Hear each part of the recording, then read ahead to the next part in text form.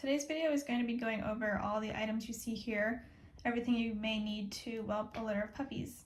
Not my normal content, but I had a lot of requests wanting this video just to see all the things you may need. So yeah, here we go. First thing to note is we are not in a kennel. This is in my husband's man cave, actually, in our house. So some of these items obviously you don't need for puppies, but we make it work. As far as the rug, previous litters I have put that plastic sticky covering on it to protect the rug, but we do plan on changing it, so I don't have that on here this time.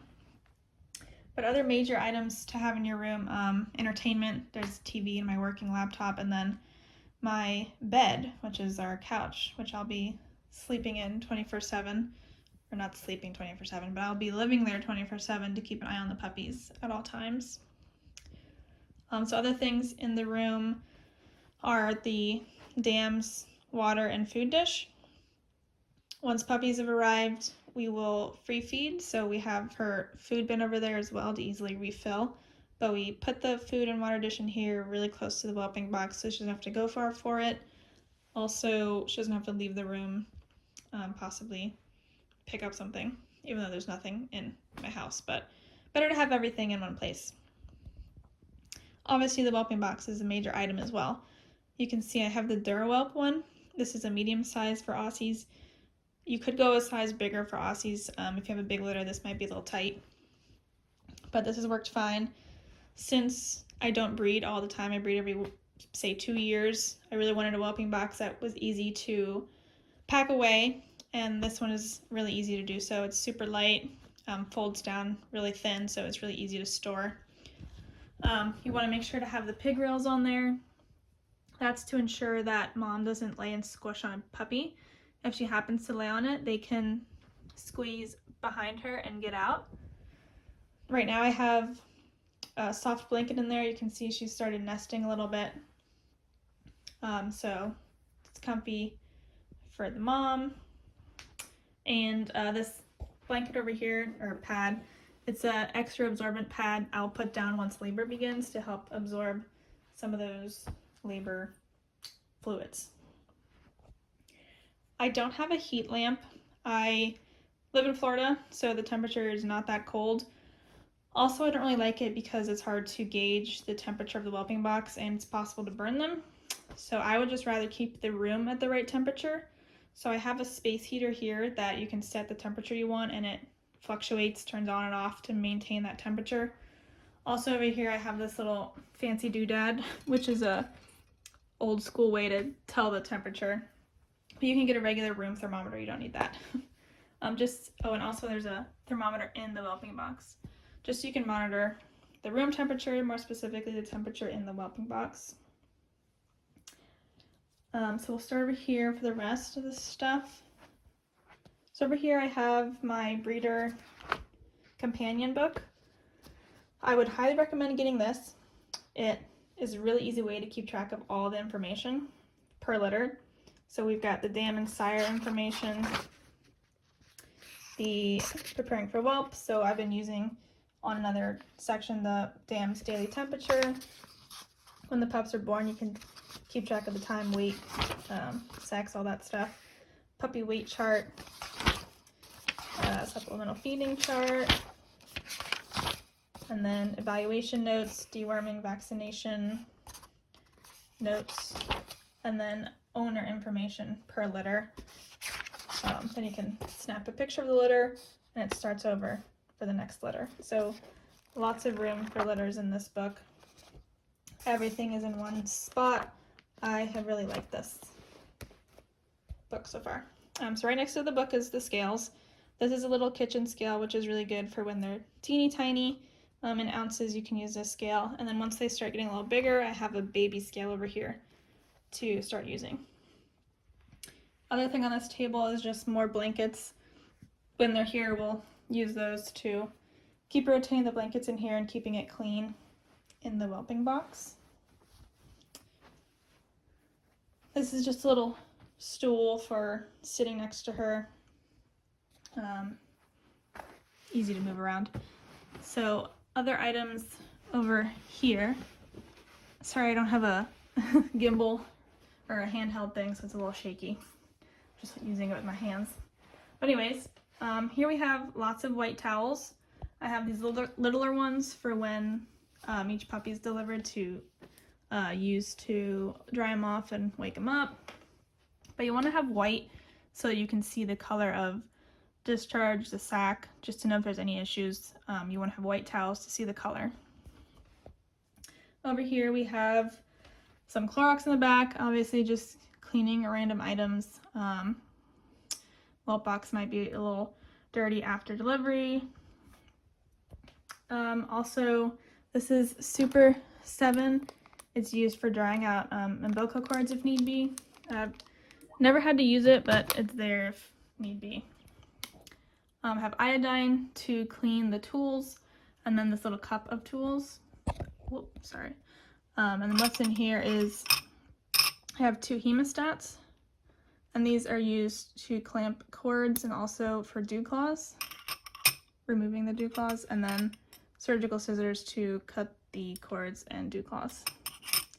And then those will want to be cleaned after each puppy, so we'll put some iodine or alcohol in the jar to keep them clean. Back here is a little bulb syringe, which is used to clear out the airways, suck the fluids out of the puppy's throat and nose when they're born.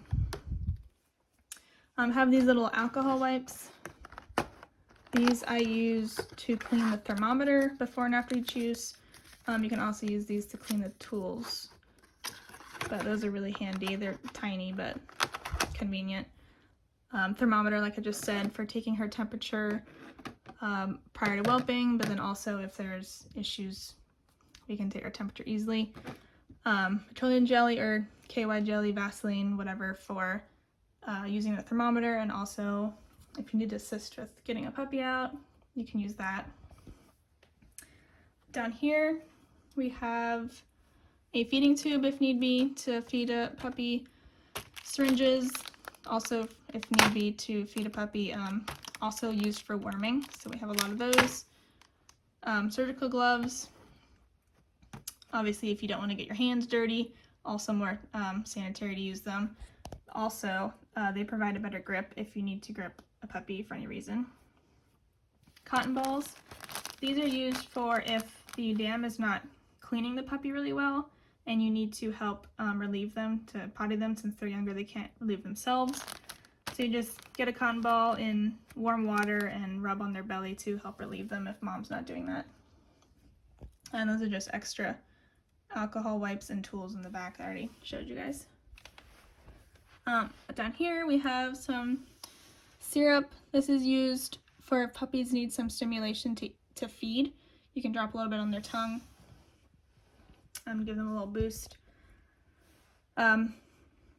Bottles, also used for supplemental feeding if need be. Wedges used for supplemental feeding. This is a different approach to using bottles. Puppies can suck on the wedges instead of the bottle, so I just have both options there depending on what the puppy takes to. Both of those are just in case you need to supplementally feed, hopefully not needed. These are Oral Cal Plus calcium supplements for when she goes into labor. You want to give her calcium in between each puppy. This is a heating pad that I will put in the whelping box under the blankets once they are here, just to have a area that's a little bit warmer if they want to use it. And then on the bottom we have paper towels, which you can never have enough of. These are puppy pads, which are pretty small, absorbent. I will use one for each puppy delivery, and I'll throw it away just to try to keep the whelping box a little bit more dry.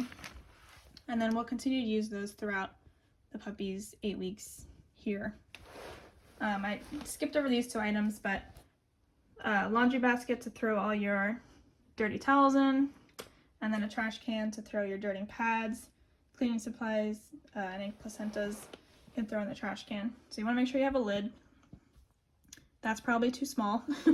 I'm expecting a small litter, so didn't need a huge one in here, but probably should get a bigger one. Space heater, like I already mentioned, just to keep the room at the right temperature, a seat, and then over here, which is probably mostly forgotten, is a tub. This has a heating pad in it under the blankets, but this will be used if you need to like separate the puppies while mom's delivering another one. If she gets up and moves a lot, you could put the other puppies here.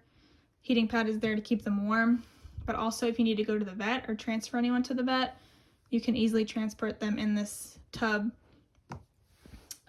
keep them warm. I have a connector in my car where I can plug this up into the outlet, so I would highly recommend getting one of those.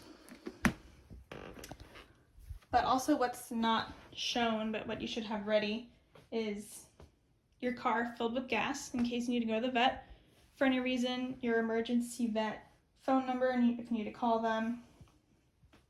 Vanilla ice cream, which is used as another source of calcium in between puppies. It's just it's obviously cold and tastes good, so if mom isn't really taking those supplements really well, you could try to give her vanilla ice cream. Plus, since it's cold, it should, be satisfying to her. Something nice to eat, cool her down. Other things, a flashlight. If your dam goes into labor at night, you need to take her out.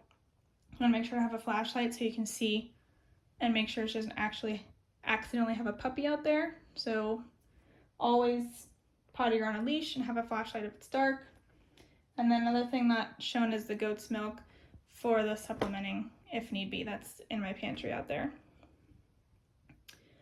But this is basically everything we've got set up. It's been working pretty well. But yeah, hope you guys have enjoyed this. I will try to post a link of all the tools or supplies. There's a lot, so I might not get to it right away. Feel free to message me and ask what was this specifically, and I can point you in the right direction. But yeah, hope you enjoyed it. Hope it was helpful. Good luck.